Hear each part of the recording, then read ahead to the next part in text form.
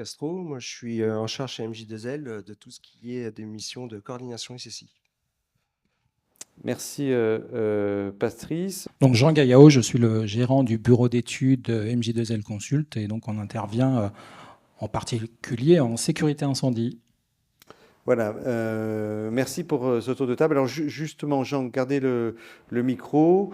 On avait dit que ce serait quand même bien de refaire un petit rappel réglementaire sur la réglementation incendie dans les grands ensembles et notamment sur les parkings.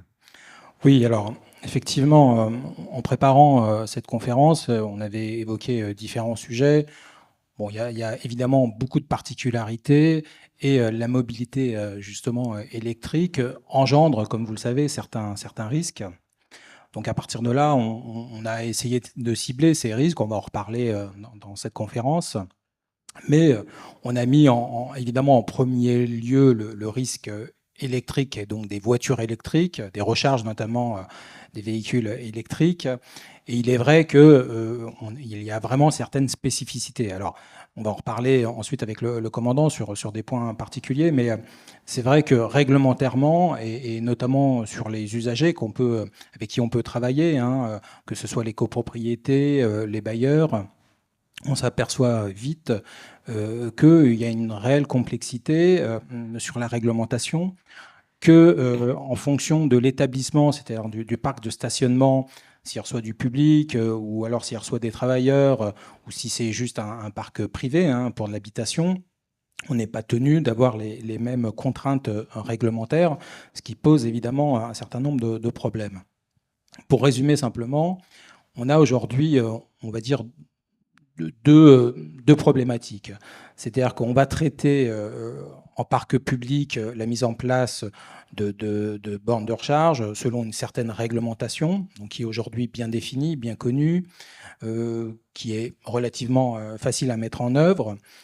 Et là, sur ce plan-là, c'est à peu près cadré et il est vrai qu'on n'a pas trop de difficultés. Néanmoins, on évoquera tout à l'heure certains points particuliers. Ensuite, nous avons l'habitation, où là, globalement, on peut à peu près faire ce que l'on veut et mettre les bornes que l'on souhaite de recharge notamment. Et il est vrai que dans le cadre des interventions, on en reparlera avec le commandant, dans le cadre des interventions des services de secours, eh bien, la problématique en cas de sinistre, en cas de feu, est la même.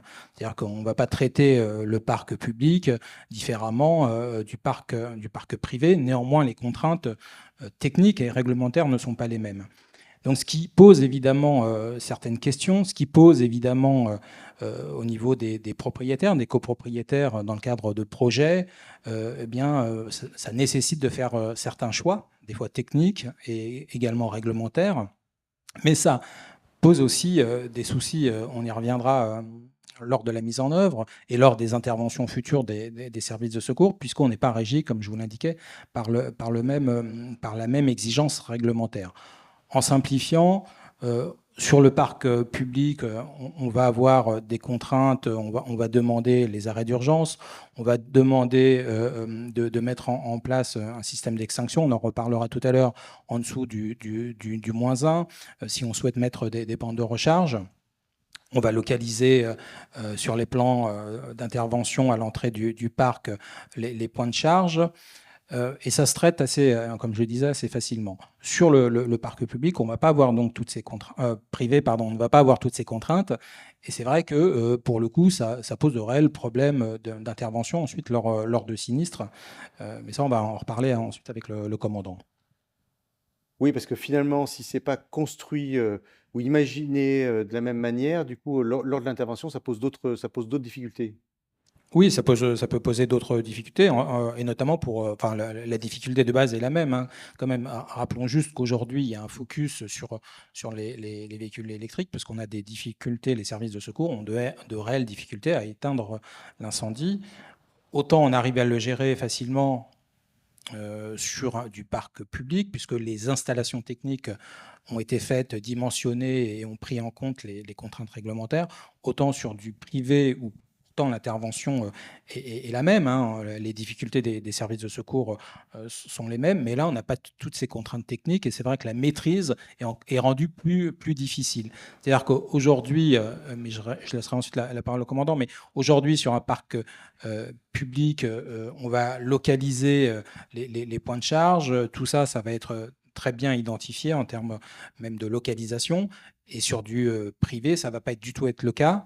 Ce qui veut dire donc que les services de secours qui arrivent n'ont pas forcément la connaissance de ces véhicules électriques qui leur posent des problèmes pour éteindre l'incendie. Jean, sur les services de sécurité qu'il peut y avoir dans les immeubles de grande hauteur, ils n'ont pas des réglementations Oui. contraignantes. Il y a peut-être certains immeubles. Oui, tout à fait. Alors là, on parlait effectivement des ERP où l'organisation est beaucoup plus structurée. Effectivement, on a un service de sécurité, alors pas forcément un service de sécurité, mais des gens qui sont sensibilisés, qui sont présents, qui vont intervenir, qui vont faire des levées de doute. Ce qu'on va retrouver également dans les parkings des immeubles de grande hauteur, justement. Ça, c'est 24 heures sur 24. Voilà, exactement, où on a vraiment un service de sécurité qui est là. Et la difficulté, c'est, comme ça a été dit, c'est que dans les parcs privés, hein, donc plutôt habitation, c'est qu'on va avoir personne et que l'information, elle ne sera jamais donnée. D'où la nécessité, en tout cas, d'avoir des équipements de sécurité hein, qui sont très bien décrits sur la diapo et qui permettent au moins de contenir l'incendie. Le problème, nous, qu'on rencontre en tant que bureau d'études, c'est que, et notamment sur les copropriétés dites privées, hein, parcs privés, c'est que bien souvent, ces équipements ne sont pas forcément bien entretenus, qu'ils ont été un peu mis de côté, parce que vous savez que le parc de stationnement, on va pas vraiment s'en préoccuper, on va surtout se préoccuper peut-être de la superstructure. Donc tous ces dispositifs-là qui sont un peu mis de côté pour certains, qui ne sont pas forcément, mais j'en reparlerai tout à l'heure, bien entretenus, notamment pour les systèmes d'extinction quand il y en a, eh bien, ne vont pas permettre de limiter rapidement le sinistre, notamment avec la présence de véhicules électriques. Et c'est vrai que c'est un facteur supplémentaire, un facteur aggravant, puisqu'on n'est pas dans un cas, je dirais, confortable, comme on peut l'être sur l'ERP ou sur les immeubles de grande hauteur. Mais c'est vrai qu'on est dans le cas le plus défavorable, et d'où les difficultés d'intervention ensuite des services de secours. Ouais, mais justement, alors Jean, parlons-en là des moyens à mettre en œuvre de protection incendie. Alors effectivement, vous avez cité quelque chose, c'est il y a la mise en œuvre, hein, on installe le système, et puis il y a la maintenance, s'assurer que le système est opérant tout le C'est temps, ça. parce que le jour où se déclare le feu, il faut que ça fonctionne. Oui, tout à fait. C'est que aujourd'hui, les grandes dépenses, si on peut dire, dans les ensembles immobiliers restent. Alors, il y a des dépenses qui sont inhérentes, hein, le chauffage, l'entretien des équipements, l'entretien également extérieur. Ça, généralement, ce sont des dépenses assez fréquentes. Et il y a évidemment les dépenses des dispositifs de sécurité, enfin liées à l'entretien des dispositifs de sécurité, mais qui ne sont pas forcément toujours engagés pour évidemment des raisons de coût. Et comme je vous l'indiquais, vraiment sur les parcs de stationnement, c'est quelque chose qui est assez fréquent parce que ce sont des coûts, alors notamment sur le système sprinkler, ce sont des coûts importants. On ne donne pas forcément suite. Alors même si ensuite, en cas de sinistre, il y aura de toute façon de la mise en responsabilité de la copropriété. Mais en attendant, c'est vrai que ce sont des systèmes qui ne sont pas forcément bien entretenus et qui sont un peu mis de côté. Il y a des obligations réglementaires en termes d'entretien? Oui, oui, on a vraiment des obligations. Alors en général, ce sont des contrôles annuels pour la majorité des équipements qu'on a vus à l'écran, voire plus dans certains cas. On a aussi des entretiens assez lourds de rénovation. Enfin, ça, je parle plus sur les systèmes d'extinction, de ce qu'on appelle la révision trentenaire, hein. Ce sont des révisions lourdes hein, qui finalement, c'est une refonte totale de l'installation qui a lieu tous les 30 ans, qui est imposée en général par les normes des assureurs, hein, les normes ZAPSAD. Donc tout ça engendre, comme vous l'avez compris, des coûts importants. Et ensuite, il y a des choix à faire et bien souvent, ces choix-là ne sont pas faits. Et c'est vrai qu'avec l'arrivée de ces nouveaux risques, hein, finalement, notamment sur les véhicules électriques, ben, ça devient un facteur, enfin, en cas de non-entretien, c'est un facteur aggravant qui peut à un moment être problématique lors d'un sinistre, évidemment pour les services de secours, mais même ensuite dans le cadre d'une expertise, eh bien, on met en évidence que les matériels n'ont pas forcément bien été entretenus. Et donc, quand finalement une copropriété, un grand ensemble fait appel à vous, là je parle finalement, vous êtes tenu à faire ces contrôles. Alors nous, on est tenu à faire un diagnostic de la situation, à faire des préconisations, Ouais. éventuellement en fonction des choix du client, du maître d'ouvrage, de définir les travaux à réaliser, de les faire voter en assemblée générale. Mais c'est vrai que dans certains cas, ce qu'on appelle, nous, la mise en conformité n'est pas toujours bien perçue, parce qu'elle est évidemment coûteuse. Donc souvent, ils vont se limiter à faire juste l'entretien et à faire le minimum. Pour parler, Jean, des systèmes, on avait parlé de protection, d'extinction, on avait parlé de sprinkler, Oui, brouillard d'eau, on peut les lister un peu et oui. donner quelques échelles en termes de tarifs aussi, de Ouais. coûts. Alors, on a vu là, à l'écran, que vous aviez de la ventilation, des extincteurs, de l'alarme. On va en reparler tout à l'heure avec Patrice Castro sur la détection incendie.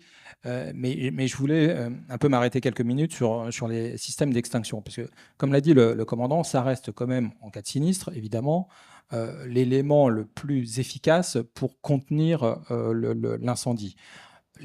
Évidemment que la ventilation va contribuer à évacuer les fumées et donc va permettre aussi aux usagers et aux services de secours d'intervenir dans de meilleures conditions. Les porte-feux vont limiter la propagation, mais c'est vrai que le système d'extinction, lui, va contenir le feu. Le problème du système d'extinction, c'est que ça fait partie des équipements qui sont les plus coûteux en termes d'entretien. Comme je l'indiquais, bien souvent, on a affaire à une trentenaire, donc c'est tous les 30 ans, mais par définition, c'est une refonte totale de l'installation, ce qui n'est rarement fait. Alors, je parle vraiment plutôt en parc privé, puisqu'en parc public, ils ont un regard quand même qui est différent. Mais vraiment, en parc privé, ce sont des coûts très importants. On parle de 400, 500 000 euros en fonction de l'établissement. Donc, ce sont des coûts très importants qui ne sont pas forcément toujours prévus. Néanmoins, ça reste l'installation la plus efficace en termes d'extinction pour contenir le feu. Tout le monde a vu des systèmes sprinklers en général dans les centres commerciaux avec une tête qui est au plafond, on a de la tuyauterie qui les alimente, on a une réserve d'eau qui est efficace. Mais je vous dis, tout ça, c'est un entretien qui est lourd, qui est souvent, enfin pas toujours bien fait. Mais qui aujourd'hui devient, je dirais, plus important qu'avant parce qu'on rajoute un risque, notamment en cas de feu, avec ces véhicules électriques. Et c'est vrai que c'est un équipement aujourd'hui, à notre sens, qui est indispensable. Il faut aussi savoir que ces équipements-là, et notamment sur les parkings habitations, ne sont pas obligatoires à tous les niveaux. Généralement, en fonction du nombre de niveaux en infrastructure, ils vont devenir obligatoires à partir du -3, du -4, etc., en fonction de la configuration du parc. Donc, ça veut dire qu'aux autres niveaux, on n'a pas de sprinkler. Donc, ça voudrait dire aussi que si on devait se faire une analogie en fonction des obligations des parcs publics, on devrait mettre du sprinkler à tous les niveaux, donc un coût important et un coût complémentaire important. Néanmoins, comme je vous l'indiquais, c'est le seul système aujourd'hui qui pourrait contenir un sinistre. Avec le brouillard d'eau, là, effectivement, en préparant la conférence, on parlait aussi du C'est brouillard quoi le d'eau. brouillard d'eau? Alors, brouillard d'eau, c'est pour faire ça très simple, ce sont des particules fines d'eau, donc un brouillard qui est diffusé donc, de la même manière par des tuyauteries et qui vous met dans ce volume, dans le volume protégé. Vous avez ce brouillard d'eau qui va donc empêcher la propagation du sinistre. C'est un peu le même type de protection. Ça reste un système d'extinction, mais beaucoup plus, je dirais, beaucoup plus récent, beaucoup plus, alors, je ne sais pas si on peut dire efficace, mais en tout cas plus facile à mettre en œuvre et qui a souvent été utilisé pour des locaux un peu sensibles, que ce soit des locaux informatiques ou autres, qui aujourd'hui commencent à être mis en place dans les parcs de stationnement, notamment lorsque vous rajoutez, quand vous mettez en place des IRBE, des points de charge, eh bien, il est demandé qu'on ait un système d'extinction, alors notamment sur le parc public, et c'est des choses qui commencent à être mises en œuvre. Mais c'est assez récent, on a aussi pas forcément un bon retour d'expérience là-dessus, donc ce qu'on va rencontrer essentiellement dans ces parcs, ça reste quand même ce qu'on appelle le sprinkler, un système d'extinction à eau.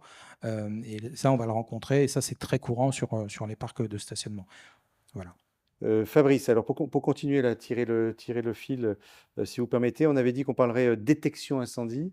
Quels sont les systèmes de détection incendie? Et puis, je crois qu'il y a une mission de coordination C'est autour de ça. la détection incendie. Alors, la mission de coordination SSI, en fait, c'est SSI, ça veut dire quoi alors? alors système de sécurité incendie. Ouais. Donc, c'est quelque chose qui est défini en fait par les normes donc SSI. Et c'est une mission qui sert à accompagner en fait le maître d'ouvrage dans tous ses besoins en termes de sécurité incendie pour son établissement, suivant sa réglementation, sa typologie, etc. Donc en fait, les systèmes de sécurité incendie, ce sont tout ce qui est déclencheur manuel, détection automatique C'est ce d'incendie. qu'on a vu tout à l'heure. Hein, c'est Exactement. Et tous les scénarios de mise en sécurité, justement, par rapport à les besoins du site, hein, enfin du maître d'ouvrage, qui sont le compartimentage, le désenfumage et l'évacuation. Donc ces éléments-là sont définis dans les ERP, c'est des points qui sont clairement définis suivant l'activité de l'ERP. Il est défini également aussi en code du travail. C'est vrai qu'en habitation, il y a pas de point spécifique pour la coordination SSI, mais à partir du moment en fait où on installe des systèmes de sécurité incendie, effectivement, la mission de coordination SSI est importante parce qu'elle sert à accompagner le maître d'ouvrage sur ses besoins et surtout normativement de respecter tout ce qui est lié aux normes SSI. Ouais. Oui, les normes qui sont, j'ai compris, code du travail, ERP qui sont existantes et complexes, alors que dans l'habitation, il y en a pas. Alors voilà, en fait, il y a la réglementation qui va définir les besoins en termes de sécurité incendie. Et après, il y a les normes SSI. En fait, c'est les systèmes de sécurité incendie. Donc, c'est les moyens qu'on va mettre en place pour répondre aux textes réglementaires et aux besoins du site.